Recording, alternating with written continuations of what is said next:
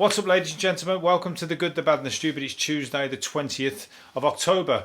Welcome to my shiny face, my nice big bright shiny face, because I've put some moisturiser cream on it and the sun, or not the sun, the light is bouncing off it straight into your eyes. Doesn't really matter if you listen on the podcast, you'll have to imagine my shiny face bouncing into your eyes.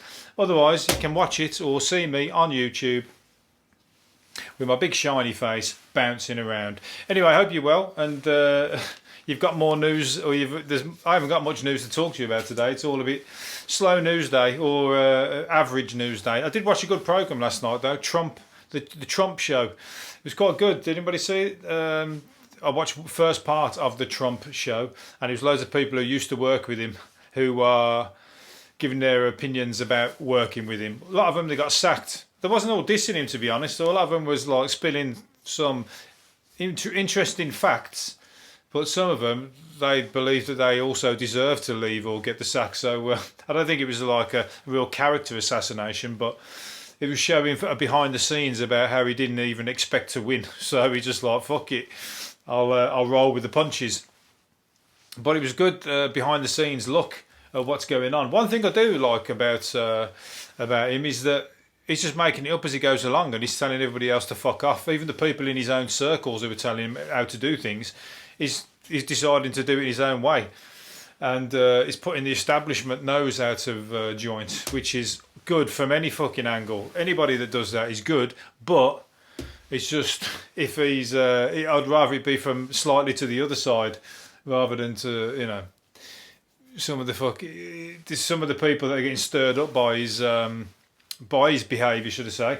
But at the same time, it's funny that he's like putting a load of people's noses out of joint. So if he just stays in a safe place and just pisses everybody off, that's quite good.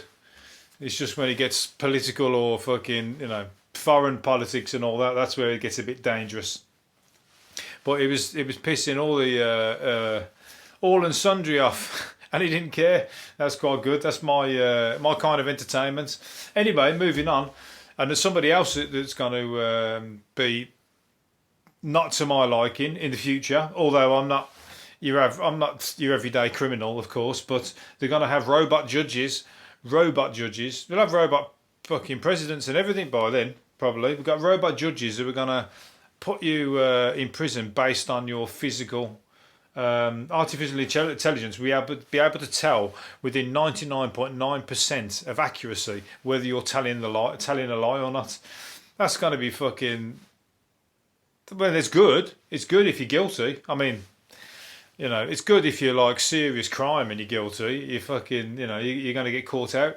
But at the same time, there's got to be room for error. I mean, for me, for instance, I'm not a good liar anyway, but I'd be sitting there thinking, they're going to think I'm guilty. What about if you think they think you're guilty and you're getting nervous because you don't want to be thought of as guilty because you know you're innocent, but you're a nervous person who would think, I hope they don't think I'm guilty, and you start acting in a funny way because you fucking got anxiety over it. Like if somebody doing you for murder or something like that and you haven't done it, you're going to be all kinds of emotions, and this saying is going to pick up on your emotions and on your misplaced words and your stuttering and all that, and then it's going to go, yeah, guilty, fuck him off, send him to the death row, and you could be like just being nervous about, like, you know, oh shit, you know, I hope they didn't fucking.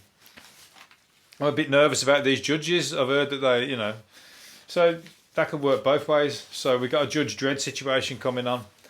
So I better keep my nose clean because I'm a terrible liar anyway. I don't think I'd get away with it even on the fucking easiest of crimes. I think I'd just go, I'd make a mistake. That's what I'd do. I'd just make a slip up. Accidentally dob myself in and then, oh shit, what have I done? You know, I'll tell you what, you see some of them do it on these crime programs as well, in the interrogation rooms, when they show the rooms where they're being interrogated by the police, and then you can see the police have led them in up a path, and then they double back on them and go, well, earlier you said this or you said that, and they're like, did I? Put on the spot. It's great when you see it when it's a murderer and they're catching somebody out. But some people, you want to get away with it, don't you? You know, the nice criminals, the good guys, the ones who are doing the fucking gold bullion robbery, and you know, we ain't going to have no good films unless we get some proper fucking good, robbers doing some good robberies, we're going to have shit films. We'll have to make them up. It's always good when it's based on the real thing. Anyways, I tell you what, who's robbing us blind, robbing or definitely fucking taking people for a ride, and that's Kim Kardashian. She doesn't do a television show anymore, but she earns more money doing what's it called, for one Instagram post than she does for a whole day's filming. Now that Instagram post is £1 million. So how much was she fucking earning for a whole day's filming?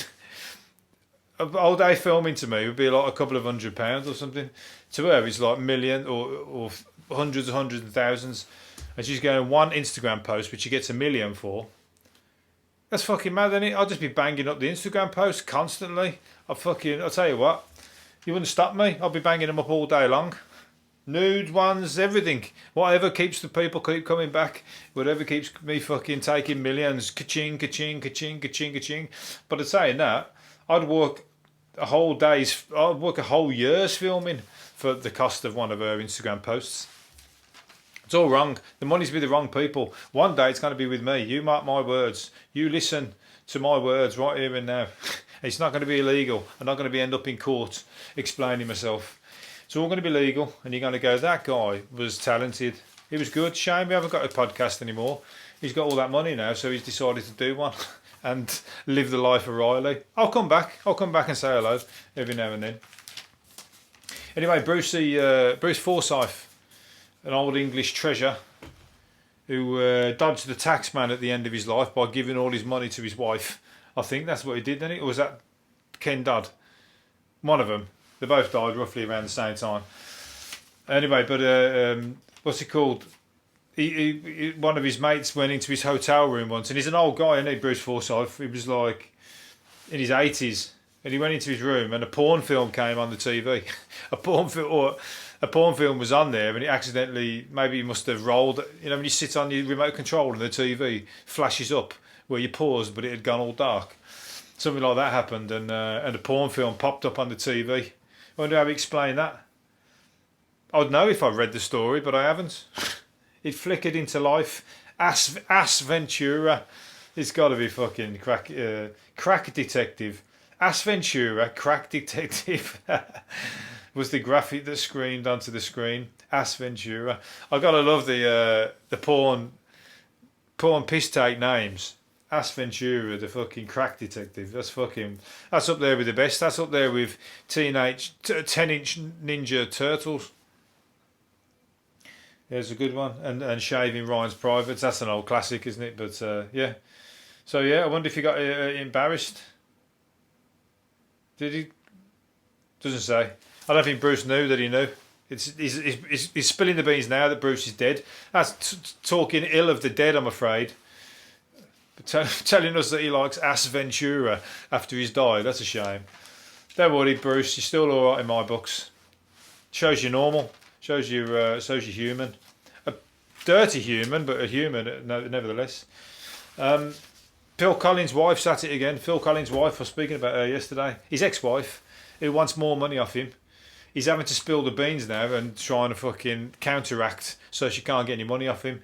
Now it's come out that she's been dating. She's already married somebody behind his back, and she's fucking been having a lot of fun with some, what's he called, stripper for years. Having some fun with his stripper for years, buying him all treats, flying him all over the place. He must have been having a fucking whale of a time.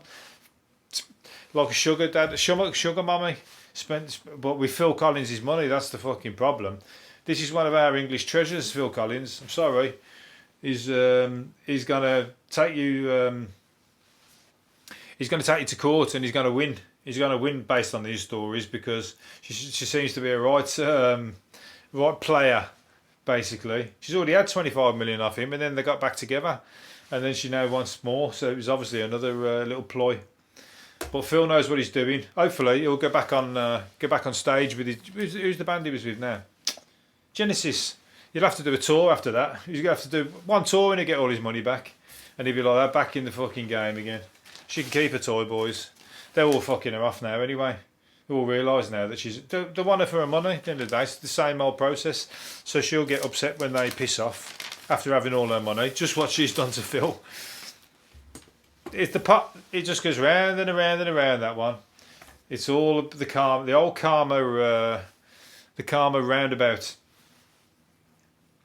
But anyway, what's that Phil Collins song? I'm trying to think of the one now. He sang with that guy, the soul singer. There's two of them that did it. Oh, bollocks. Good song. Really love that one in the 80s. One of my favourite. Don't really like that one with the gorilla in, the advert. The adverts killed that song. It was good for a bit. Anyway, moving on. I'm not a Phil Collins fucking fan. It was good in Buster as well, the great train robbery film. If you haven't seen it, you should watch it. Buster. Anyway, last one or two, short and sweet today. The Welsh scoffed the most desserts in Britain, followed by the east of England and the southwest. How the fuck do we know that? The top puddings across the nation are cake in first place, then apple crumble and ice cream. Apple crumble, it's got to be. But the Welsh scoffed the most. That's it. That's all I've got to say on that. Looked like it was going to be interesting. It's not interesting. It just tells us that the Welsh are fatter than us with less teeth. And it's probably true, actually. You get a lot more gurners in Wales, don't you? You know, them gurney competitions where they stick their head through the toilet and pull a face and they win a prize. A lot of them come from Wales. So the Welsh, if you're listening and you're Welsh, I'm not saying you're fat and toughless. I'm saying there are a lot of fat, toughless people in Wales. And they're the ones who are eating all the puddings. Right, last one. A man has what is it? No, I'm not going to do that one. Workers called out to unblock a drain found congealed mass of wet wipes weighing 40 pounds. 40 pounds. The stomach churning discovery was made by the Wessex Water. So Blocktober, they're calling it. So if are you that person who's been wiping your backside with wet wipes? Because you can't, maybe it's because everyone fucking nicked all the toilet roll off the shelves and everyone was like struggling for something else to shove down the toilet. So you know, maybe it's all come about now. It's all like appeared as this big, what do they call them? They call them ice blocks. No, what's it called? Icebergs, shitbergs or something like that. They call them bergs, something berg. But this one's like a wet wipe berg. So, and I know who you are. You're down in Wessex somewhere. Feel guilty if I was you, because you just made them plumbers feel sick when they found it, because it's all just fucking stuck together and just created this big ball. They'd have to scoop that out with their hands. Not a job I'd like, I'm afraid, but somebody's got to do it. Anything other than 3 P's, poo, pee and paper, that is what's got to go down the toilet. So no alligators, no wet wipes, no condoms, no what else? No drugs. Definitely no drugs. Use them. Don't be if you know the police are coming, or you hear you got to get the police on your on a police radio, and when you know they're coming, hide them so that you can still use them. You don't want to throw in your drugs. There's nothing worse than having to throw your drugs down the toilet, I imagine, if you're a drug addict. That's got to be like, because if you neck them all as well, a good chance you're going to die, so you ain't got a choice. So you end up having to fucking choose one or the other.